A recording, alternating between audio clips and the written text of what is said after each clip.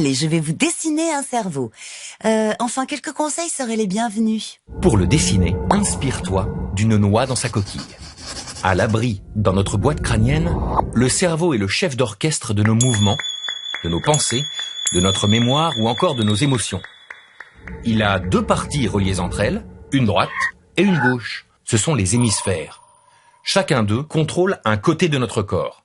Tiens, par exemple, si tu lèves le bras droit, c'est la partie gauche de ton cerveau qui lui donne l'ordre. Maintenant, observons l'intérieur. Que vois-tu ? Je vois que 2 crayons vont suffire, hein, un gris et un blanc. La fine couche grise, c'est l'endroit où les décisions sont prises. Un peu comme le bureau du chef. On l'appelle la matière grise ou cortex. Si tu l'observes au microscope, tu verras une centaine de milliards de cellules comme celle-ci. Elles sont spécifiques du cerveau. On les appelle les neurones.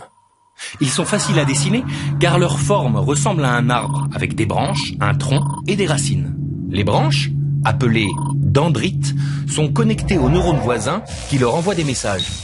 Ces informations circulent le long des dendrites sous forme électrique. Comment ça, des courants électriques ? Rassure-toi, les messages sont de très faibles courants électriques, environ 100 000 fois moins forts que celui délivré par une prise électrique. Les messages se dirigent tous vers la partie principale du neurone, le corps cellulaire. C'est là où le neurone intègre les informations.